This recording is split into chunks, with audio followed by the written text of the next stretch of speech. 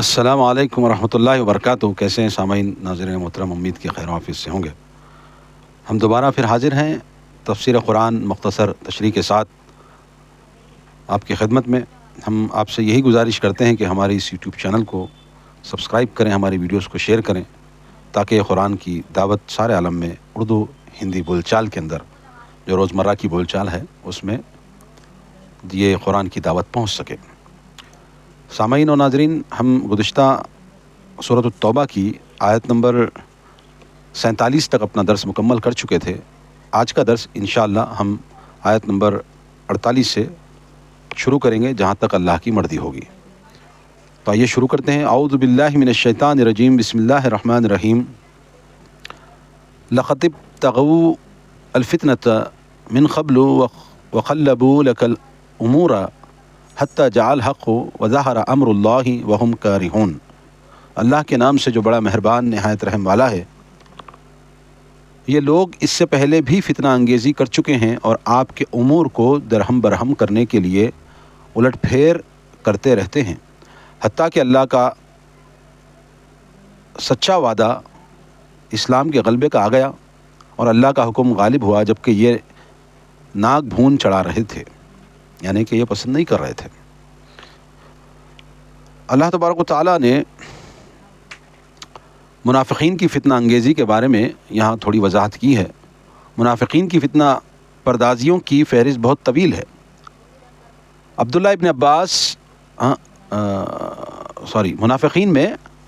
حضرت محمد صلی اللہ علیہ وسلم نے بہت سارے لوگوں کی نشاندہی بھی کی ہے۔ عبداللہ ابن ابی آپ صلی اللہ علیہ وسلم کی ہجرت سے پہلے مدینے کا بادشاہ بنایا جانے والا تھا۔ آپ علیہ الصلاۃ والسلام کے وجود مسعود سے اس کا یہ خواب شرمندہ تعبیر نہ ہو سکا۔ اس کے بعد سے اپنی موت تک اس نے آپ کو تکلیف پہنچانے کے لیے ہر ہیلہ استعمال کیا۔ احد میں انتہائی نازک وقت میں 300 ساتھیوں کو لے کر علیحدہ ہو گیا۔ حضرت عائشہ رضی اللہ تعالیٰ عنہ فرماتی ہیں حضرت عائشہ پہ انتہائی فحش تہمت لگا کر آپ علیہ الصلاۃ والسلام اور مسلمانوں کو شدید تکلیف میں مبتلا کیا۔ مسجد ضرار اپنے اور سازشیوں کے لیے اڈہ کے طور پر تعمیر کی۔ قیصر روم سے مسلمانوں کے خلاف ساز باز جاری رکھی۔ اللہ تبارک و تعالیٰ نے یہ منافقین کی فتنہ انگیزیوں سے اللہ کے رسول صلی اللہ علیہ وسلم کو آگاہ کرتا رہا، اور یہ لوگ جو فتنہ پرداز تھے اور یہ جو لوگ منافقین تھے، یہ فتنہ انگیزی اتنی زیادہ کر چکے تھے کہ آپ کے امور کو، آپ صلی اللہ علیہ وسلم جو کام کرتے اس امور کو کیسے درہم برہم کریں، اسی میں وہ تگ و دوہ لگائے بیٹھے تھے۔ اب اس میں سر فہرست جو تھا وہ عبداللہ ابن ابی ابن سلول اس کا نام تھا۔ ظاہری طور پہ اس نے اسلام لایا تھا، مگر ہجرت سے پہلے کا واقعہ یہ تھا کہ ہجرت میں جو اوس اور خزرج والے جو تھے اس کو اپنا بادشاہ مقرر کر چکے تھے۔ وہ بادشاہ بننے والا تھا، بلکہ تاج وغیرہ بھی اس کا تیار کیا ہوا تھا۔ اب ایسے میں اوس اور خزرج والے رسول اللہ صلی اللہ علیہ وسلم کو ہجرت کی دعوت دی اور اللہ نے اجازت دی، آپ علیہ الصلاۃ والسلام نے ہجرت کر کے مدینہ آ گئے، تو اس کا جو خواب تھا بادشاہ بننے کا، اس کا وہ شرمندہ تعبیر ہو گیا، یعنی کہ وہ بادشاہ نہیں بن پایا۔ چونکہ رسول اللہ صلی اللہ علیہ وسلم آ جانے کے بعد لوگوں نے آپ علیہ الصلاۃ والسلام کو اپنا فیصل بنایا، اور اوس اور خزرج کے جو قبیلے تھے انہوں نے رسول اللہ صلی اللہ علیہ وسلم کو اپنا سب کچھ بنا دیا، وہی فیصل بنے۔ تو یہاں پر اس کے دل میں وہ جو کپٹ باقی رہی کہ میں بادشاہ بننے والا تھا اور محمد رسول اللہ نے میری بادشاہ چھین لی، تو اس کے دل میں شیطان نے کپٹ ڈالا اور وہ منافق بن کے رہا، اور جب موقع ملتا رہتا تھا وہ اللہ کے رسول صلی اللہ علیہ وسلم کو ایذا دیتا تھا، تکلیف پہنچاتا تھا، اور رومیوں سے اس کی ساز باز تھی، کیونکہ بڑا بیاپاری تھا، بڑے لوگوں میں اس کا نام شمار ہوتا تھا، تو وہ قیصر روم سے اپنی ساز باز بھی کر چکا تھا کہ کس طرح مسلمانوں میں تفرقہ ڈالا جائے اور مسلمانوں کو ڈیوائیڈ اینڈ رول کے طور پہ استعمال کیا جائے۔ اور اسی طرح اس نے ایک اڈہ بھی بنایا تھا جس کو مسجد ضرار کہا، یعنی مسجد بنائی جس میں منافقوں کی میٹنگیں ہوا کرتی تھی۔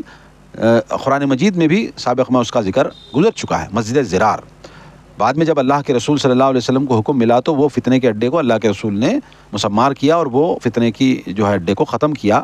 اللہ تعالیٰ نے رسول اللہ صلی اللہ علیہ وسلم کو اس کی اجازت دی کہ وہ فتنے کے اڈے کو ختم کرے, تو اللہ کے رسول نے ختم کر دیا. اور یہ منافقین نے, یہ جو منافقوں کا سردار تھا عبداللہ ابن ابی, اس نے محمد رسول اللہ صلی اللہ علیہ وسلم کی سب سے پیاری بیوی سیدنا عائشہ رضی اللہ تعالی عنہا کی, ان کے بارے میں غلط اور فحش تہمتیں لگائی اور اللہ کے رسول صلی اللہ علیہ وسلم کو ایذا دی. یہی منافق تھا جو سب سے سرغنہ بن کے حضرت عائشہ رضی اللہ تعالیٰ عنہ پہ تہمت لگائی تھی, جس سے اللہ کے رسول صلی اللہ علیہ وسلم مہینے سے زیادہ عرصے تک آپ غم میں رہے.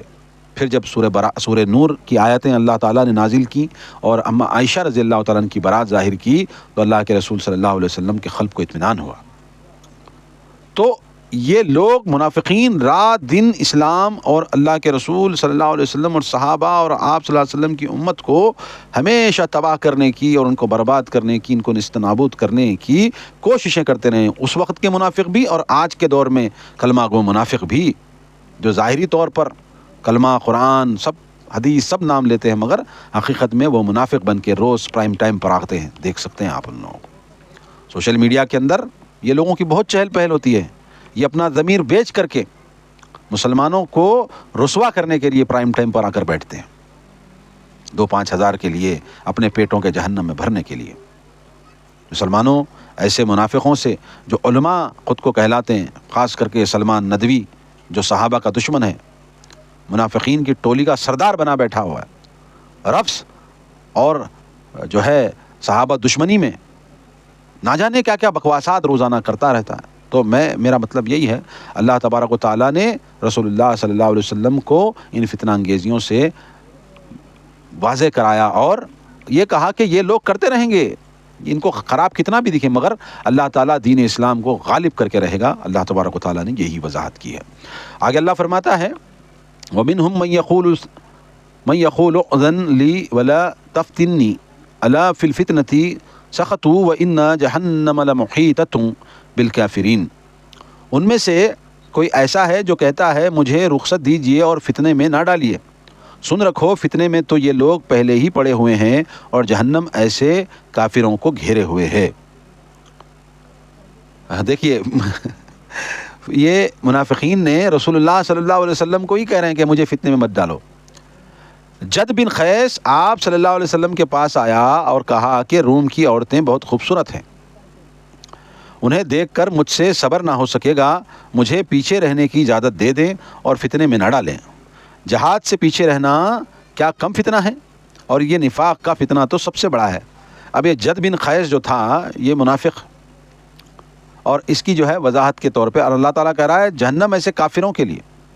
جو فتنے میں نہ ڈالیں. کیا کہہ رہا ہے رسول اللہ صلی اللہ علیہ وسلم کو کہ میں جو ہے وہ روم میں نہیں آ سکوں گا, وہاں کی عورتیں بڑی خوبصورت ہیں, تو مجھے وہاں بھیج کر کے, مجھے آگے بھیج کر کے مجھے فتنے میں نہ ڈالے, میں پیچھے رہوں گا. یہ اجازت مانگ رہا ہے. ایسے بھی منافقین گزرے ہیں. آپ پڑھیں گے تاریخ کو تو آپ کو پتہ چلے گا کس طرح کے ڈھونگ ڈھکوسلے جو ہے محمد الرسول اللہ صلی اللہ علیہ وسلم کے پاس یہ منافقین لاتے تھے, کسی طرح بہانہ بنا کر کے. اللہ تبارک و تعالیٰ نے ہر بات سے وحی کے ذریعے سے محمد الرسول اللہ صلی اللہ علیہ وسلم کو آگاہ کیا اور مسلمانوں کو یہی دعوت دی کہ آپ رسول اللہ صلی اللہ علیہ وسلم کی اتباع پیروی پر یکجٹ ہو جائیں. آگے اللہ فرماتا ہے ان تصبک حسنۃ تسؤہم وان تصبک مصیبۃ یقولوا قد اخذنا امرنا من قبل ویتولوا وہم فریحون. اگر آپ کو کوئی بھلائی ملے تو انہیں بری لگتی ہے, اور اگر کوئی مصیبت آ پڑے تو کہتے ہیں ہم نے تو اپنا معاملہ ہی درست رکھا تھا, پھر وہ خوش خوش واپس چلے جاتے ہیں. دیکھیے رسول اللہ صلی اللہ علیہ وسلم کو اگرچہ کوئی نقصان, کوئی گزن پہنچتی ہے, کوئی تکلیف پہنچتی ہے, کچھ آپ صلی اللہ علیہ وسلم کا نقصان ہوتا ہے تو ان کے دل خوش ہو جاتے ہیں, یہ منافقین کے, اور کہتے ہیں کہ اگرچہ آپ کو برائی آ پڑتی ہے, اگرچہ آپ کو برائی آ پڑتی ہے تو انہیں بڑی تکلیف ہوتی ہے, آپ کو خوشی ملتی ہے تو انہیں بڑی تکلیف ہوتی ہے, اور آپ کو نقصان پہنچتا ہے تو انہیں بڑی خوشی ہوتی ہے. سمجھ رہے ہیں نا؟ آپ کو کامیابی ملی آپ صلی اللہ علیہ وسلم اور مسلمانوں کو، تو ان کو بڑا تکلیف میں، بڑے رنج و غم میں رہیں گے، اور کوئی غزن پہنچا، کوئی نقصان پہنچا تو بڑی خوشی کا جو ہے ان کے اندر بگل بچ جائے گا، منافقین کی علامت میں سے۔ اور یہ کہتے ہیں کہ ہم نے تو اپنا معاملہ ہی درست رکھا تھا، آپ کو فتح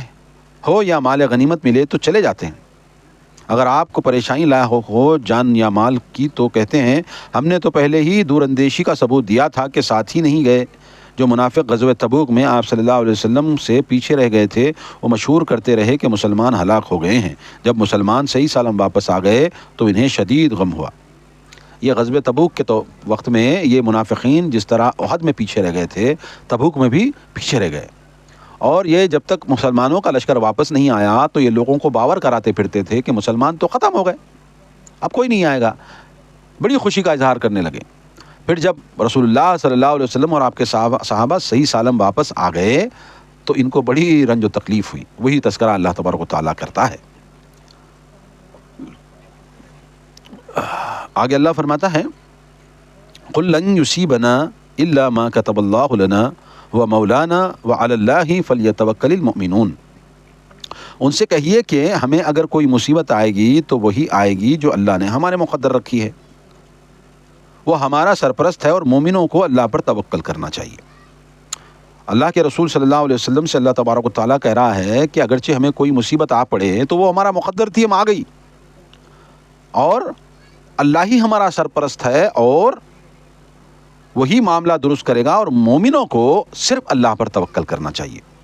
مسلمانوں کو نظریاتی سبق دیا جا رہا ہے جس سے مصائب برداشت کرنا بہت ہی سہل ہو جاتا ہے۔ مثلا اگر کسی کو یہ یقین آ جائے کہ گھر میں اور میدان جنگ میں اللہ تعالیٰ کی قدرت ایک جیسی ہی ہے، وہ گھر میں بھی مصیبت پہنچا سکتا ہے اور میدان جنگ میں بھی راحت، تو سارے مصائب پہ صبر کرنا بہت سہل ہو جائے گا۔ یعنی کہ اللہ تبارک و تعالیٰ مسلمانوں کی دھارس بندھا رہا ہے، ان کو تقویت پہنچا رہا ہے کہ تم چاہے گھر میں بیٹھے رہو، یا مصیبت آنی ہے تو گھر میں بیٹھے بھی آئے گی، اور خوشی ملنا ہے تو میدان جنگ میں بھی خوشی ملے گی، تو یہ سب اللہ تبارک و تعالیٰ کی طرف سے ہے۔ تو لہذا اللہ تبارک و تعالیٰ مسلمانوں کو یہ بتلا رہا ہے کہ سارے عمل کا دار و مدار اللہ تبارک و تعالیٰ فٹ کرتا ہے، ہاں، اور مسلمانوں کو، مومنوں کو صرف اللہ ہی پر بھروسہ کرنا چاہیے۔ آگے اللہ فرماتا ہے قُلْ هَلْ تَرَبَّصُونَ بِنَا إِلَّا إِحْدَى الْحُسْنَيَيْنِ وَنَحْنُ نَتَرَبَّصُ بِكُمْ أَن يُصِيبَكُمُ اللَّهُ بِعَذَابٍ مِّنْ عِندِهِ أَوْ بِأَيْدِنَا فَتَرَبَّصُوا إِنَّا مَعَكُمْ مُتَرَبِّصُونَ۔ نیز ان سے کہیے کہ ہم تمہارے حق میں جس کا انتظار کر سکتے ہو وہ یہی ہے کہ ہمیں دو بھلائیوں میں سے ایک بھلائی مل جائے، اور ہم تمہارے حق میں جس چیز کے منتظر ہوں وہ یہ ہے کہ اللہ تمہیں اپنے ہاں سے خود سزا دیتا ہے اور یا ہمارے ہاتھوں دلواتا ہے، لہذا تم بھی انتظار کرو اور ہم بھی تمہارے ساتھ انتظار کرتے ہیں۔ اللہ تبارک و تعالیٰ نیز یہ کہہ رہا ہے کہ ہمارے حق میں جس انتظار کر سکتے ہو، یعنی کہ تم منافقین جو چاہتے ہیں کہ مسلمان برباد ہو جائیں، مسلمان ختم ہو جائیں، مسلمان نقصان پہنچے مسلمانوں کو، تو ان منافقین سے یہی ہے کہ تم بھی انتظار کرو کہ دو بھلائیوں میں سے ایک بھلائی ہم کو مل جائے گی، دنیا کی بھلائی ہے یا آخرت کی بھلائی، ایک بھلائی جی، اگرچہ نقصان پہنچے تو دنیا کی بھلائی نہیں ملی، مر گئے چلے گئے دنیا میں، تو آخرت کی بھلائی تو مل جائے گی، اگرچہ غازی بن کے پلٹ آئے، جیت کر آئے، تو دونوں دنیا و آخرت کی بھلائی مل جائے گی، تو لہذا تم بھی انتظار کرو، ہم بھی تمہارے ساتھ انتظار کر رہے ہیں۔ فتح و نصرت اور مال غنیمت یا شہادت جبکہ ہمیں دونوں ہی بڑی پسند ہیں۔ سیدنا ابو ہریرہ رضی اللہ تعالیٰ عنہ کہتے ہیں کہ آپ صلی اللہ علیہ وسلم نے فرمایا اللہ تعالیٰ نے اس بات کی ضمانت دی ہے کہ جو شخص میری راہ میں نکلے اور اس کو مجھ پہ ایمان اور رسولوں کی تصدیق کے علاوہ کسی نے نہ نکالا ہو تو میں اسے یا تو اجر و غنیمت کے ساتھ واپس کروں گا یا جنت میں داخل کروں گا۔ بخاری شریف میں یہ روایت ہے۔ یہی بات کہ دو بھلائیاں اجر کے ساتھ، مال غنیمت کے ساتھ واپس آئے گا، یا پھر اگرچہ شہید ہو جائے گا تو جنت میں اللہ تبارک و تعالیٰ ڈالے گا، یہ ایک بھلائی مل جائے گی۔ منافقین کا کیا ہوگا؟ منافقین کے لیے جہنم وساعت مسیرہ، ہمیشہ اس میں رہیں گے۔ اللہ تبارک و تعالیٰ آگے فرماتا ہے قُلْ أَنفِقُوا طَوْعًا وَكَرْهًا لَن يُتَقَبَّلَ مِنْكُمْ إِنَّكُمْ كُنْتُمْ قَوْمًا فَاسِقِينَ۔ نیز ان سے کہیے تم خواہ خوشی سے خرچ کرو یا کراہت سے، تم سے یہ صدقہ قبول نہیں کیا جائے گا کیونکہ تم فاسق لوگ ہو۔ اللہ تبارک و تعالیٰ صاف صاف کہہ رہا ہے منافقوں سے۔ آیت نمبر 49 میں بھی اس کا کہ حاشیے میں جد بن قیس کا ذکر کیا جا چکا ہے، جو کہتا تھا کہ مجھے جہاد میں ساتھ لے جا کر فتنے میں نہ ڈالیں، البتہ مالی اعانت کیے دیتا ہوں، یعنی کہ جد بن قیس جو پچھلی آیتوں میں جو تذکرہ آیا تھا کہ مجھے فرنٹ لائن پہ نہ بھیجیں، میں ان کی عورتیں بڑی خوبصورت ہیں، مجھے فتنے میں نہ ڈالیں، تو وہ کہتا تھا کہ ہم مال دے دیں گے۔ ظاہری طور پہ یہ اسلام لایا تھا جد بن قیس منافق۔ حضرت ابو ہریرہ رضی اللہ تعالیٰ سے روایت ہے کہ آپ صلی اللہ علیہ وسلم نے فرمایا منافقوں کے لیے فجر اور عشاء سے زیادہ کوئی صلاۃ پر مشقت نہیں۔ اللہ کے رسول صلی اللہ علیہ وسلم نے ان کی صلاۃ کے بارے میں بتایا ہے جو آگے تذکرہ آ رہا ہے، اور ان سے یہی کہا جا رہا ہے تم اعانت کرنے کی بات کرتے ہو تو تم اللہ کے راستے میں خرچ کرو یا نہ کرو، کوئی فائدہ نہیں ہے، سب برابر ہے، نہیں بھی کریں گے کوئی مسئلہ نہیں، کریں گے بھی تو کوئی مسئلہ نہیں، اس کا اجر تمہیں نہیں ملے گا۔ وما منعهم ان تقبل منهم نفقاتهم الا انهم كفروا بالله وبرسوله ولا يأتون الصلاة الا وهم كسالى ولا ينفقون الا وهم كارهون۔ ان سے ان کے صدقات قبول نہ ہونے کی وجہ سے صرف یہ ہے کہ انہوں نے اللہ اور اس کے رسول کا انکار کیا، اور اگر نماز کو آتے ہیں تو ڈھیلے ڈھالے، اور اگر کچھ خرچ کرتے ہیں تو مجبوراً ہی خرچ کرتے ہیں، یعنی کہ منافقین کی صفت بتائی ہے۔ کیا بتایا ہے؟ کہ ان کے صدقات قبول نہیں ہوں گے نا، پچھلی آیت میں بتایا، ہاں، اور وہ نمازوں کو بھی آتے ہیں تو بڑی ہی ڈھیل ڈھال انداز سے آتے ہیں، اور مصیبت سمجھتے ہیں نماز پڑھنا۔ آج بھی منکرین حدیث نماز کو ایکسرسائز کہتے ہیں، منافقین کا ایک ٹولہ ہے منکرین حدیث جو اللہ کے رسول صلی اللہ علیہ وسلم کے اقوال کو نہیں مانتا، بس رٹا لگاتا ہے قرآن قرآن قرآن قرآن، حدیث کوئی ہے ہی نہیں۔ ہاں تاریخ کو مانے گا قرآن کے برابر، مگر احادیث رسول کو نہیں مانے گا، اس میں چونچلے کرے گا، اس میں نکالے گا۔ کون؟ منکرین حدیث، جس کو اہل القرآن کہا جاتا ہے، اپنے آپ کو وہ لوگ اہل قرآن کہتے ہیں، رسول اللہ کی بات کو نہیں مانیں گے، رسول اللہ کی احادیثوں کو نہیں مانیں گے، رسول اللہ صلی اللہ علیہ وسلم کو فرمودات کو نہیں مانیں گے اہل قرآن خود کو کہنے والے منکرین حدیث، بلکہ تاریخ کو قرآن اور قرآن سے بالا تر سمجھیں گے۔ تاریخ نے یہ کہا، تاریخ نے وہ کہا، تاریخ تواتر کے ساتھ ہمیں مل رہی ہے، حدیث تواتر کو ان کا باپ سمجھا نہیں رہا ہے۔ یہ منکرین حدیث کو، ان کے باپ کو، ان کے دادے کو، ان کے پردادے کو تواتر حدیث سمجھ میں نہیں آ رہی ہے، مگر تاریخ بڑی سمجھ میں آ رہی ہے۔ تاریخ کو تو مان لے گا، چاہے وہ تاریخ کوئی کافر لکھے، کوئی فاسق لکھے، کوئی فاجر لکھے، کوئی غیر مسلم لکھے، ہاں، کوئی جھوٹا کذاب لکھے۔ لوط بن یحییٰ کی تاریخ جو ہے وہ کیا ابی مقنف کی تاریخ کو بڑا یہ لوگ تاریخ کہتے۔ تو یہ لوگوں کو رسول اللہ صلی اللہ علیہ وسلم کی احادیث جو بخاری میں ہے، جو مسلم میں ہے، جو سنن ابو داؤد میں ہے، ترمذی میں ہے، نسائی میں ہے، ابن ماجہ میں ہے، موطا امام مالک میں ہے، مسند احمد ابن حنبل میں ہے، اس میں جو صحیح احادیث ہیں جو تواتر کے ساتھ آج تک مجھ تک آپ تک پہنچی ہیں، وہ رسول اللہ کے فرمودات کا انکار ایسے کریں گے جس طرح کہ کوئی شے ہی نہیں، مگر تاریخ کو بڑا مانیں گے، حالانکہ تاریخ کی کوئی سند نہیں ہوتی۔ جیسے لوط بن یحییٰ کی تاریخ، ابی مخنف کی تاریخ، جس نے کربلا کو کی تاریخ کو گڑھا، 100 سے زیادہ ہجری سال کے بعد پیدا ہو کر کے اس نے شہادت دی کہ ایسا ہوا ایسا ہوا ایسا ہوا، انہوں نے ایسا قتل کیا، انہوں نے ویسا قتل کیا، انہوں نے پانی بند کیا، انہوں نے کھانا بند کیا، یہ چھوٹے چھوٹے بچوں کو اس طرح قتل کیا۔ یہ کو کس نے کہا؟ یہ تاریخ ہے میرے بھائی، تاریخ ہے۔ لوط بن یحییٰ ابی مخنف کی تاریخ ہے،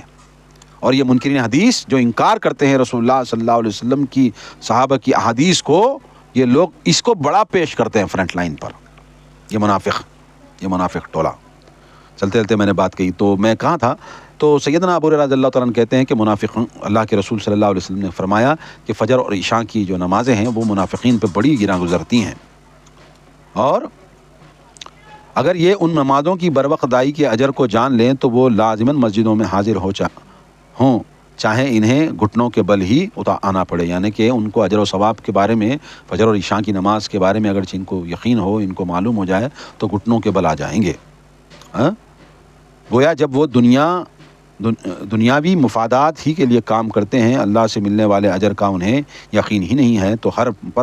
پرمشقت کام ان کے لیے مصیبت کا پہاڑ ہوتا ہے. جیسے کہ آج بھی لوگ نماز نہیں پڑھتے, تو یہاں نماز نہیں پڑھنے, وہاں تو 2 نمازوں کا تذکرہ ہے کہ فجر اور عشاء وہ لوگ نہیں پڑھتے منافقین, یہاں تو 5 نمازیں نہیں پڑھ کے بھی مسلمان بنے بیٹھے. تو یہاں پر دیکھ لو اللہ کے رسول صلی اللہ علیہ وسلم نے کیا کہا, جو نمازیں نہیں پڑھتا, ایک حدیث میں ہے من ترک الصلاۃ متعمدا فقد کفر, جس نے جان بوجھ کر نمازیں چھوڑی اس نے کفر کیا. اب آپ دیکھو کہ مسلمان ہو کہ نہیں ہو. اللہ آگے فرماتا ہے فلا تعجبک اموالہم ولا اولادہم انما یرید اللہ لیعذبہم بہا فی الحیاۃ الدنیا وتزہق انفسہم وہم کافرون. دیکھیے, ان لوگوں کے مال اور اولاد آپ کو تعجب میں نہ ڈالیں. اللہ تو یہ چاہتا ہے کہ اپنی چیزوں کے ذریعے انہیں دنیا کی زندگی میں سزا دے, اور جب ان کی جان نکلے تو اس وقت یہ کافر ہی ہوں. اللہ یہی چاہتا ہے, ان کافروں کا مال مسلمان دیکھ کر کے اچنبھے میں نہ پڑیں. دل میں کفر ہے مگر اس خوف سے ظاہر بھی نہیں کر سکتے کہ مسلمان, بلکہ اپنی اولاد ہی سے جو کہ مسلمان ہو چکی ہے پٹ جائیں گے. اسی خوف سے انہیں نمازیں بھی پڑھنی پڑتی ہیں اور صدقہ خیرات بھی دینا پڑتا ہے. یہ دیکھیے, یہ مفسرین نے یہاں پر یہ بات تو نقل نہیں کی, میں وضاحت کے ساتھ بتا رہا ہوں. یہ عبداللہ ابن ابی ابن سلول جو تھا نا, یہ منافق رئیس المنافق, اس کا جو بیٹا تھا عبداللہ, وہ اللہ کے رسول صلی اللہ علیہ وسلم کا صحابی تھا, اور اپنے باپ کو اس کی منافقت پر ٹوکتا تھا 2 ٹوک انداز میں. اور یہاں پر جو ہے وہی تذکرہ ہے. اگرچہ یہ نماز بھی پڑھتا تھا نا, تو یہ اپنی اولاد اپنے بیٹے عبداللہ سے ڈر کر کے یہ جو ہے نماز پڑھتا تھا. ورنہ ظاہری طور پر اسلام لا کر کے اگرچہ نماز نہیں پڑھے گا تو پیٹا جائے گا بیٹے کے ہاتھوں. تو باپ رئیس المنافقین اور بیٹا جو ہے وہ اللہ کے رسول صلی اللہ علیہ وسلم کا صحابی عبداللہ بن ابی بن سلول. تو دنیا کی زندگی میں سزا دے اور جب ان کی جان نکلے, اور اللہ چاہتا ہے کہ وہ کافر ہی رہیں. اللہ نہیں چاہتا ان کو کہ وہ جو ہے مسلمان ہو کے مرے, کیونکہ اتنا تکلیف اللہ کے رسول صلی اللہ علیہ وسلم کو انہوں نے دی ہے اور صحابہ کو انہوں نے دی ہے کہ اللہ نہیں چاہتا یہ لوگوں کو, اور اللہ چاہتا ہے کہ کافر ہی مرے. وَيَحْلِفُونَ بِاللَّهِ إِنَّهُمْ لَمِنْكُمْ وَمَا هُمْ مِنْكُمْ وَلَكِنَّهُمْ قَوْمٌ يَفْرَقُونَ. اور اللہ کی قسم کھا کر کہتے ہیں کہ ہم تمہیں سے ہیں, حالانکہ وہ ہرگز تم سے نہیں بلکہ یہ لوگ ڈرپوک لوگ ہیں. دیکھیے اللہ تبارک و تعالیٰ جو ہے وضاحت کے ساتھ کہہ رہا ہے, یہ منافق جو ہیں خود آگا کے کہیں گے فرنٹ لائن پہ, ہم تمہیں میں سے, ہم تو مسلمان ہیں. مگر اللہ تبارک و تعالیٰ کہہ رہا ہے کہ ہرگز وہ تم میں سے نہیں ہیں بلکہ یہ ڈرپوک لوگ ہیں. یہ منافق لوگ جو ہیں, یہ کہتا ہے اللہ تعالیٰ, یہ ڈرپوک لوگ ہیں, یہ دنیا پرست لوگ ہیں. آگے اللہ فرماتا ہے لو یجدون ملجا او مغارات او مدخلا لولوا الیہ وهم یجمعون. اگر یہ کوئی پناہ کی جگہ یا غار یا سر چھپانے کی جگہ پا لیں تو یہ تیزی سے دوڑتے ہوئے وہاں جا چھپیں. یعنی جس ہیجان آمیز زندگی میں یہ مدینہ میں رہ رہے تھے اس سے فرار کا طریقہ سوچتے رہتے ہیں. یعنی کہ منافقین چاہتے ہیں کہ کس طرح مدینہ کو چھوڑ کر کے آزاد ہو جائیں. اگرچہ ان کو یہ پا لیں گے سبیل کوئی, تو یہ چھوڑ دیں گے مدینہ کو چھوڑ کر کے, کیونکہ ان سے نہ نماز نہ روزہ نہ حج نہ زکوٰۃ, ان سے نہیں ہوتا ہے سب مسلمانوں کے کام, اور یہ چاہتے ہیں کہ کہیں نکل جائیں, اور یہ ڈرپوک لوگ ہیں. آگے اللہ فرماتا ہے وَمِنْهُمْ مَنْ يَلْمِزُكَ فِي الصَّدَقَاتِ فَإِنْ أُوتُوا مِنْهَا رَضُوا وَإِنْ لَمْ يُعْطَوْا مِنْهَا إِذَا هُمْ يَسْخَطُونَ. اور ان میں کوئی ایسا ہے جو صدقات کی تقسیم میں آپ پر الزام لگاتا ہے, اگر انہیں کچھ مل جائے تو خوش ہو جاتے ہیں, اور اگر نہ ملے تو فوراً ناراض ہو جاتے ہیں. دیکھیے ابو سعید خدری رضی اللہ تعالیٰ کی روایت ہے کہ نبی صلی اللہ علیہ وسلم کچھ مال غنیمت تقسیم فرما رہے تھے کہ ایک شخص مقداد بن قویصرہ تمیمی آیا اور کہنے لگا اے اللہ کے رسول صلی اللہ علیہ وسلم انصاف سے کام لیجیے. آپ صلی اللہ علیہ وسلم نے فرمایا ارے افسوس, اگر میں انصاف سے کام نہ لوں گا تو اور کون لے گا. بخاری شریف میں اس کی روایت ہے. یعنی کہ کچھ ایسے بھی لوگ تھے کہ وہ مال غنیمت تقسیم کرتے وقت اللہ کے رسول صلی اللہ علیہ وسلم کو ہی کہتے تھے کہ مال انصاف سے تقسیم کرے, تو اللہ کے رسول ان کو جواب دیتے تھے کہ اگرچہ میں انصاف نہیں کروں گا میں محمد صلی اللہ علیہ وسلم انصاف نہیں کروں گا تو اور کون کرے گا؟ یہ وضاحت بتائی جا رہی۔ آگے اللہ فرماتا ہے وَلَوْ أَنَّهُمْ رَضُوا مَا آتَاهُمُ اللَّهُ وَرَسُولُهُ وَقَالُوا حَسْبُنَا اللَّهُ سَيُؤْتِينَا اللَّهُ مِن فَضْلِهِ وَرَسُولُهُ إِنَّا إِلَى اللَّهِ رَاغِبُونَ۔ کیا ہی اچھا ہوتا اگر وہ اس پر راضی ہو جاتے جو اللہ اور اس کے رسول نے انہیں دیا تھا، اور کہتے کہ اللہ ہمارے لیے کافی ہے، اللہ ہمیں اپنے فضل سے بہت کچھ دے گا اور اس کا رسول بھی، ہم اللہ ہی کی طرف رغبت رکھتے۔ تو اللہ تعالیٰ ایسے لوگوں کے بارے میں وضاحت کر رہا ہے کیا ہی اچھا ہوتا کہ وہ جو اللہ کے رسول بانٹ رہے ہیں وہ لے کر کے خاموش ہو جاتے، آگے کے لیے، فیوچر کے لیے اللہ کے رسول سے ایسا سوال نہ کرتے کہ اللہ کے رسول آپ انصاف سے بانٹیے، تو ان کے حق میں بہتر ہوتا۔ تو اس میں سب کو اللہ تعالیٰ نے مخاطب کر کے کہا کہ اللہ کے رسول کی تقسیم ہی بہتر تقسیم ہے، اس پر کوئی الزام تراشی یا کوئی ایسی بات دل میں نہ رکھیں آگے کے لیے، اور ہم اللہ ہی کی طرف، اور یہ سوچے کہ اللہ تعالیٰ نے جو رسول کے ذریعے عطا کیا وہی ہمارے لیے بہتر ہے، ہمیں امید ہے کہ اللہ تعالیٰ اس سے بھی بہتر کامیابی ہمیں عطا کرے گا، اور یہی دل میں رغبت رکھنا چاہیے اللہ کی طرف۔ انما الصدقات للفقراء والمساکین والعالمین والعاملین علیہا ومؤلفۃ قلوبهم وفی الرقاب والغارمین وفی سبیل اللہ وابن السبیل فریضۃ من اللہ واللہ علیم حکیم۔ صدقات تو دراصل فقیروں، مسکینوں اور ان کارندوں کے لیے ہے جو ان کی وصولی پر مقرر ہیں، نیز تالیف قلب اور غلام آزاد کرانے، قرضداروں کے قرض اتارنے، اللہ کی راہ میں اور مسافروں پر خرچ کرنے کے لیے ہیں۔ یہ اللہ کی طرف سے فریضہ ہے، اور اللہ سب جاننے والا حکمت والا ہے۔ دیکھیے یہاں پر اللہ تبارک و تعالیٰ اب یہ کیونکہ صدقات وغیرہ کی تقسیم اور مال غنیمت وغیرہ کی تقسیم کے بارے میں، خاص کر کے صدقات کی تقسیم کے بارے میں تذکرہ ہے، تو یہ صدقات جو ہیں، تو صدقات کا طریقہ یہ ہے، صدقات جو ہے بیت المال میں جمع کیا جائے، اس کے بعد وہ اجتماعی طور پر جو ضرورت مند، جو حاجت مند لوگ ہیں ان کو تقسیم کی جائے۔ اور یہاں پر کیٹیگری کے ساتھ 8 قسم کے لوگوں کو اللہ تبارک و تعالیٰ نے بیان کیا ہے۔ زکوٰۃ کی تقسیم کے لیے 8 مدعے ہیں اللہ تعالیٰ نے بیان فرمائی، یہ دونوں قریب ایک ہی مفہوم رکھتے ہیں، یعنی حاجت مند، ضرورت مند لوگ، ٹھیک ہے۔ ابو ہریرہ رضی اللہ تعالیٰ عنہ سے روایت ہے کہ آپ صلی اللہ علیہ وسلم نے فرمایا، مسکین وہ نہیں جو لوگوں سے لقمہ یا 2 لقمے کا سوال کرتا ہے، یا 1 یا 2 کھجوریں مانگتا ہے، بلکہ مسکین وہ ہے جو اپنی حاجت بھر مال نہ پاتا ہو، نہ اپنی احتیاج ظاہر ہونے دیتا ہو کہ لوگ اسے دیں، اور نہ سوال ہی کرتا ہو۔ دیکھیے اللہ کے رسول صلی اللہ علیہ وسلم نے، ترمذی میں، یہ بخاری میں روایت موجود ہے کہ مسکین کون ہے؟ مسکین وہ نہیں جو لقمہ 2 لقمے مانگ کر کھاتا ہے، اور وقتیہ طور پہ اس کا دھندا ہی بنا ہوا ہے، مسکین وہ نہیں ہے۔ مسکین کس کو کہا جا رہا ہے؟ کہ مسکین وہ ہے جو خود کا اور اپنے اہل و عیال کی پیٹ بھرنے کی طاقت نہیں رکھتا، مال نہیں رکھتا، اور یہ سوچتا ہے کہ میں لوگوں کے سامنے ہاتھ بھی نہ پھیلاؤں، وہ مسکین ہے۔ وہ مسکین ہے جو بیان کرتے نہیں پھرتا کہ مجھے کھانا چاہیے، میرے پاس کھانا نہیں ہے، بلکہ وہ چھپاتا پھرتا ہے، وہ مسکین ہے، اور وہ حقدار ہے زیادہ۔ اس لیے اللہ تبارک و تعالیٰ نے اول نمبر پر دراصل فقیر اور مسکینوں کا، ٹھیک ہے، یہاں تذکرہ کیا ہے زکوٰۃ کی تقسیم میں۔ اور آگے جو لوگ زکوٰۃ وصول کرنے کے ذمہ داریوں ہوں وہ معروف دستور کے مطابق اس میں سے لے سکتے ہیں، چاہے وہ غنی ہوں۔ اس ضمن میں حساب کتاب رکھتے والا اور متعلقہ تمام عملہ شامل ہے۔ دیکھیے یہاں پر جو وصولی کرتا ہے وہ بھی اس کا حقدار ہے، کیونکہ وہ کام چھوڑ کر کے وہ ذمہ داری لے رہا ہے، تو وہ بھی اس کا حقدار ہے جو وصولی کرتا ہے، زکوٰۃ کے پیسے وصول کرتا ہے۔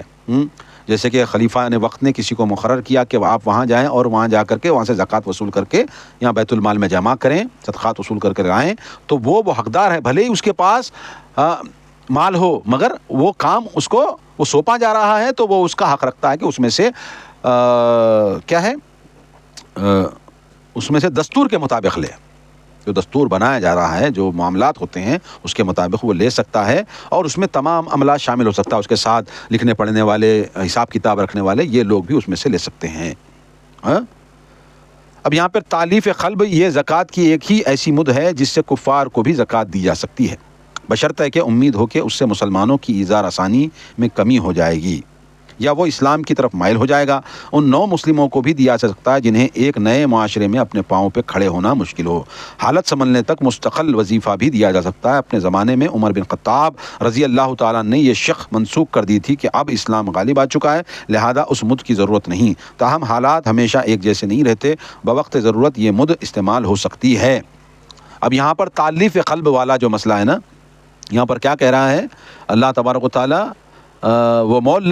وَمُؤَلَّفَتِ الْقُلُوبُهُمْ، یہ لوگ جو اسلام کی طرف راغب ہیں، اسلام کی طرف مائل ہیں، اسلام قبول کرنا چاہتے ہیں، اسلام کے جانکاری کا شوق رکھتے ہیں، تو اس میں بھی آپ اپنی زکوٰۃ کا مال خرچ کر سکتے ہیں۔ مؤلفۃ القلوب، ٹھیک ہے، یہاں پر ہو گیا نا، کیا ہوا؟ انما الصدقات للفقراء، فقراء والمساکین والعاملین، ایک تو فقیر لوگ، ایک تو مسکین لوگ، اور ایک وہ عاملین جو یہ حساب کتاب رکھتے ہیں، جو یہ وصول کرتے ہیں وغیرہ، اور مؤلفۃ القلوب، اور جو اسلام کی طرف راغب ہیں وہ بھی، ان کو بھی اس میں دیا جا سکتا ہے، اور جو نو مسلم اسلام قبول کر لیے ہیں ان کو بھی دے سکتا ہے۔ مگر یہ شق پر حضرت عمر کے زمانے میں مفسر کہتے ہیں کہ یہ پابندی لگائی گئی تھی، مگر وقت ضرورت پر، یہ تو قرآن ہمیشہ کے لیے ہے، تو جیسا ماحول ہوگا ویسے حساب سے اس پر عمل بھی ہوگا۔ خاص کر کے یہاں ہمارے بر صغیر میں یہ حالت موجود ہے کہ مؤلفۃ القلوب پر خرچ کیا جانا ضروری ہے۔ اپنے زکاتوں کے، اپنے صدقات کے مالوں میں غیر مسلموں میں مؤلفۃ القلوب ان پر خرچ کیا جائے تاکہ وہ اسلام میں آئیں اور جہنم میں جانے سے بچیں۔ اور آگے اللہ تبارک و تعالیٰ نے کہا ہے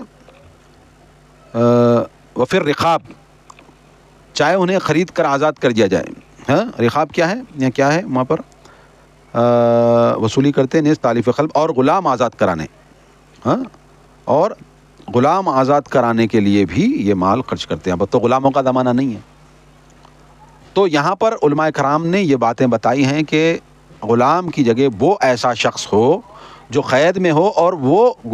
گناہ کے عوض میں نہیں ہو۔ جیسے کبھی ہو جاتا ہے، کوئی لوگ دھوکہ دیتے ہیں تو کہیں اٹک جاتا ہے، کہیں کسٹم میں اٹک جاتا ہے، کہیں فلاں اٹک جاتا ہے، یا کسی کے جو ہے غلط گواہی کی بنا پر بھی کہیں پھنس جاتا ہے، تو علماء کرام نے اس میں سے یہی لیا ہے کہ غلاموں کا آزاد کرانے کا زمانہ تو نہیں رہا ہے۔ ہاں، اگرچہ قید میں ہے، کوئی بے گناہ قید میں ہے، تو اس کی ضمانت دینے کے بعد اگرچہ اس کو آزادی ملتی ہے، تو ایسے لوگوں کو بھی آزاد کرا کر کے اپنا مال صدقات وغیرہ خرچ کر سکتے ہیں، مگر تحقیق کیا جائے کہ وہ بے گناہ ہو۔ گناہ گاروں کو چھڑانے کی کہیں پہ بھی اجازت نہیں ہے، بلکہ گناہ گاروں کو تو اللہ تبارک و تعالیٰ نے پابندی لگائی ہے، ان پر جو ہے گناہ گاروں پر حدیں لگائی ہیں، ٹھیک ہے۔ تو جو بے گناہ ہیں اس کی تحقیق کر کے ان کو آزاد کرانے یا ان کی ضمانتیں دینے کے لیے یہ زکوٰۃ اور صدقات کا مال خرچ کر سکتے ہیں۔ اور آگے اللہ تبارک و تعالیٰ کہتا ہے والغامرین والغارمین، اب غارمین کون ہے بھائی؟ قرض داروں کے قرض اتارنے، یہاں پر ہے قرض داروں کا قرض، اگرچہ کسی کی ضرورت ہے، کوئی بیمار پڑ گیا ہے، کوئی حاجت ہے اس کو، اس کے پاس مال نہیں ہے، اس نے قرض لے کر کے قرض بڑھا لیا ہے، قرض اتار نہیں پا رہا ہے، ایک بھائی ہے اپنا قرض اتار نہیں پا رہا ہے، تو دوسرے کو جو جس کے پاس زکوٰۃ صدقات وغیرہ ہے اس کو چاہیے کہ اس کا قرض ادا کرے، زکوٰۃ کا وہ مستحق ہے اس کے قرضوں کو اتارنے میں، ٹھیک ہے۔ قرض داروں کے قرضوں کو اتارنا بھی، یہ بھی زکوٰۃ کے صدقات کے دراصل حقدار ہیں یہ لوگ، چاہے انہیں خرید کر آزاد کر دیا جائے یا مکاتبت کی رقم ادا کرنے کے لیے امداد دے دی جائے۔ جو قرض کے بوجھ تلے دب چکے ہوں اور یہ قرض اتارنے کی استطاعت نہ رکھتے ہوں، ان لوگوں کے لیے مفسرین نے بیان کیا ہے کہ قرض داروں کو قرض سے مکتی دلاؤ، تاکہ اب لونوں میں پھنس گئے ہیں، نہ چاہتے ہوئے بھی بیماریوں میں قرض ان کو ہو گیا ہے، اور بہت ساری حاجتیں ہیں جس کے لیے قرض اٹھاتے ہیں، تو ان کے قرضوں کو ادا کرنا بھی یہ زکوٰۃ کی ایک مد ہے، صدقات کی ایک مد ہے، ان کا بھی خیال کیا جائے، ان کو بھی زکوٰۃ دیا جائے۔ اور آگے اللہ تعالیٰ فرماتا ہے وغارمین وفی سبیل اللہ وابن السبیل، اور اللہ تبارک و تعالیٰ آگے فرماتا ہے کہ اللہ کی راہ میں اور مسافروں پر خرچ کرنے کے لیے ہیں۔ دیکھیے یہاں پر کیا کہا جا رہا ہے، قتال اور جہاد فی سبیل اللہ، دینی مدارس اور اسلام کی اشاعت کے ادارے بعض علماء کے مطابق مساجد کے لیے بھی اس سے مد سے خرچ کر سکتے ہیں۔ مسافر خواہ غنی ہوں یا فقیر، اگر دوران سفر اسے ضرورت پیش آ جائے تو صدقات سے دیا جا سکتا ہے۔ دیکھیے یہاں پر وابن السبیل سے مراد جو مسافر ہے، جو حاجت رکھتا ہے، تو مال کی مد میں جو بھٹک کر آ گیا ہے، گھر سے دور ہے، کسی وجہ سے کیسے بھی حالات میں وہ مسافر کی زندگی گزار رہا ہے، اس کو گھر پہنچانے کے لیے، اس کے روٹی کپڑا مکان کے لیے آپ جو ہے اس کی صدقات کے، اس کی زکوٰۃ کے اندر سے اس کو دے سکتے ہیں، اور اللہ کے راستے میں اللہ کے لیے فی سبیل اللہ نکلنے کے لیے، جہاد فی سبیل اللہ کے لیے، قتال اور جہاد یہاں پر بتایا جا رہا ہے کہ یہ زکوٰۃ، یہ خلفاء جو زکوٰۃ جمع کرتے ہیں تو اس میں سے ڈیفنس کے لیے بھی خرچ کیا جا سکتا ہے، اور ریاست کی حفاظت کے لیے بھی وہ زکوٰۃ کا مال خرچ کیا جا سکتا ہے، اور وہ خلفاء لوگ اس کو خرچ کریں گے کہ کیسے ڈیفنس کیا جائے، کون سے ہتھیار خریدے جائیں، کون سے جو ہے پبلک کے لیے سیفٹی کے سامان خریدے جائیں۔ یہ خلیفہ وقت، حکمران وقت کے لیے یہ شک ہے کہ اس میں سے وہ مال خرچ کر سکتا ہے، ٹھیک ہے۔ تو یہاں پر یہ بھی بتایا جا رہا ہے، کچھ علماء اس پر اتفاق بھی کرتے ہیں، کچھ اتفاق نہیں کرتے، کہ فی سبیل اللہ کے زمرے میں، کہ ڈیفنس کے زمرے میں دین کا ڈیفنس کرنے کے لیے جو مدارس بنائے گئے ہیں، جو اسکول اور جو کالجز، جو یونیورسٹیز جو اسلام کی اشاعت کے لیے کام کرتے ہیں، تو اس میں بھی دے سکتے ہیں، ایسا مفسرین نے کہا ہے۔ ڈائریکٹلی طور پہ اللہ تبارک و تعالیٰ نے کہیں پر بھی یہ تعلیم کے لیے خرچ کیا جائے ایسا کہیں پر ذکر نہیں ہے۔ یا 8 مدیں ہیں، زکوٰۃ کی صرف 8 مدیں ہیں، اور وہ میں نے بتا دی کیا کیا ہے: فقراء و مساکین والعاملین والمؤلفۃ القلوب والرقاب والغارمین وفی سبیل اللہ وابن السبیل۔ تو یہ ہے، کیا کیا ہے اردو میں بتا دوں: فقیروں، مسکینوں اور عاملوں، یعنی حساب کتاب رکھنے اور وصولی کرنے والوں، نیز تالیف قلب، وہ غیر مسلم جس کا دل اسلام کی طرف راغب ہو، اور غلام آزاد کرنے، غلام کا زمانہ نہیں ہے، کوئی جیلوں میں جو ہے بے گناہ بند ہیں تو ان کو بھی آزاد کرایا جا سکتا ہے، اور قرض داروں جنہوں نے قرض لیا، مدتیں گزر گئیں، قرض ادا نہیں کر پا رہے ہیں تو ان کا قرض بھی اتارا جا سکتا ہے، اور اللہ کی راہ میں اور اللہ کے لیے جو خلفاء جو ہیں وہ ڈیفنس کے لیے یہ استعمال کر سکتے ہیں رقم، اور راستے میں جو مسافر بنا ہوا ہے اس کے لیے بھی یہ مال خرچ کیا جا سکتا ہے۔ تو اس میں ایک شک علماء نے جو ہے اجتہاد کر کے، یہ جو دینی مدارس کی زکوٰۃ وغیرہ دیتے ہیں تو اجتہاد کر کے اس میں ڈالا گیا ہے، حالانکہ اللہ تبارک و تعالیٰ نے اس زمرے میں تعلیم کا کہیں نظام نہیں بتایا ہے، کیونکہ وہاں پر مدرسے میں کیا ہوتا ہے، تعلیم ہی ہوتی ہے نا۔ تو یہ علماء اکرام کا اجتہاد ہے، جیسے حضرت عمر فاروق رضی اللہ تعالیٰ کے زمانے میں انہوں نے ایک شک کو کم کری تھی۔ وہ شک کیا تھی کہ حضرت عمر بن خطاب نے شک کو منظور کر دیا اپنے زمانے میں۔ کیا ایک شک تھی جس کو منسوخ کیا تھا، بعد میں علماء کرام نے اس پر بیٹھ کر کے یہ چیزیں درست کی۔ تو میں نے صرف 8 مدیں ہیں، اس کے علاوہ نہیں ہیں زکوٰۃ کا جو ہے پیسہ استعمال کرنے کے لیے۔ ویسے تو زکوٰۃ اجتماعی ہو، مگر ہمارے پاس معاشرہ نہیں ہے تو مسجد واری کمیٹی میں یا اپنی سوسائٹیز بنا کر کے اجتماعی طور پر اپنی زکوٰۃ کو جمع کریں اور اجتماعی طور پر اس کو خرچ کریں، یہی بہتر نظام ہے۔ انفرادیت سے بچے رہیں، کیونکہ آپ جو ہے زیادہ ڈیپ تحقیق نہیں کر پاتے نا، تو اس لیے اجتماعی زکوٰۃ کا نظام ہی اسلام نے دیا ہے، انفرادی نظام کا جو ہے نہیں دیا، کیونکہ اسلامی حکومت نہیں ہے تو لہذا لوگ اپنے اپنے طور پر دیتے ہیں۔ تو بہت سارے جو ہے ادارے بنا کر کے بیت المال قائم کر کے جو ہے ضرورت مند ہیں، جیسے کہ بیوہ ہیں اور جو ہے وکلانگ لوگ ہیں، اندھے لوگ ہیں اور لنگڑے لوگ ہیں، بے روزگار لوگ ہیں اور جو ہے بیمار لوگ ہیں، تو ان کے لیے ایک سسٹم بنا کر کے اپنی مکمل زکوٰۃ اس سے ادا کریں تاکہ اللہ تبارک و تعالیٰ یہ جو زکوٰۃیں ادا ہوں اس کو قبول کریں، ٹھیک ہے۔ تو یہ 8 قسم کی زکوٰۃ کی مدیں ہیں، تو میں نے آپ کو تفصیل کے ساتھ بتا دیے۔ واللہ اعلم بالصواب۔ آگے بڑھتے ہیں، اللہ تبارک و تعالیٰ آگے فرماتا ہے: وَمِنْهُمُ الَّذِينَ يُؤْذُونَ النَّبِيَّ وَيَقُولُونَ هُوَ أُذُنٌ قُلْ أُذُنٌ خَيْرٍ لَكُمْ يُؤْمِنُ بِاللَّهِ وَيُؤْمِنُ لِلْمُؤْمِنِينَ وَرَحْمَةٌ لِلَّذِينَ آمَنُوا مِنْكُمْ وَالَّذِينَ يُؤْذُونَ الرَّسُولَ اللَّهِ لَهُمْ عَذَابٌ أَلِيمٌ۔ اور ان منافقین میں سے کچھ وہ ہیں جو نبی کو ایذا دیتے ہیں اور کہتے ہیں کہ وہ کانوں کا کچا ہے۔ آپ کہیے یہ کانوں کا کچا ہونا ہی تمہارے حق میں بہتر ہے، وہ اللہ پر اور مومنوں کی بات پر یقین رکھتا ہے، اور جو لوگ تم میں ایمان لائے ہیں ان کے لیے رحمت ہے، اور جو اللہ کے رسول کو ایذا پہنچاتے ہیں ان کے لیے المناک سزا ہے۔ یعنی ہمارے خلاف باتیں سن کر اس پر یقین کر لیتا ہے۔ منافقین کہتے ہیں کہ اللہ کے رسول کو نعوذ باللہ وہ کانوں کے کچے ہیں، اور اگرچہ کوئی منافقین کی بات واضح ہو کر رسول اللہ صلی اللہ علیہ وسلم کے پاس آ جائے تو وہ اس کو مان لیتے ہیں، ایسا کر کے نبی صلی اللہ علیہ وسلم کی توہین کر کے کہتے ہیں کہ وہ کانوں کے کچے ہیں۔ تو اللہ تبارک و تعالیٰ وضاحت کر رہا ہے کہ نبی کانوں کے کچے نہیں ہیں، بلکہ وہ اللہ کی بات کو اور مومنوں کی بات کو صدق تسلیم کرتے ہیں، اور تم منافقوں کو جھوٹا تسلیم کرتے ہیں۔ اور ایذا دیتے ہیں ایسا کانوں کا کچا کہہ کر کے رسول اللہ صلی اللہ علیہ وسلم کو یہ منافقین ایذا دیتے ہیں۔ اللہ تبارک و تعالیٰ فرماتا ہے ما ینطق عن الہوی ان ہوا الا وحی یوحی، کہ میرا نبی اپنے طرف سے نہیں بولتا بھائی، جب میں وحی کرتا ہوں، اللہ فرماتا ہے میں وحی کرتا ہوں تو وحی کے آ جانے کے بعد ہی بولتا ہے، اپنے دل سے کی طرف سے نہیں بولتا۔ تو ان کو کانوں کا کچا نہ کہو منافقوں، اور جو اللہ کے رسول صلی اللہ علیہ وسلم کو ایسی باتیں کہہ کر کے کانوں کا کچا کہہ کر کے ان کی گستاخی کرتا ہے، تو اللہ فرماتا ہے کہ رسول اللہ کو ایذا پہنچاتے ہیں ان کے لیے المناک عذاب ہے۔ جو بھی رسول اللہ صلی اللہ علیہ وسلم کو ایذا پہنچاتے ہیں ان کے لیے المناک عذاب ہے، آخرت میں، دنیا و آخرت میں عذاب کا شکار رہیں گے۔ اور اللہ فرماتے ہیں کہ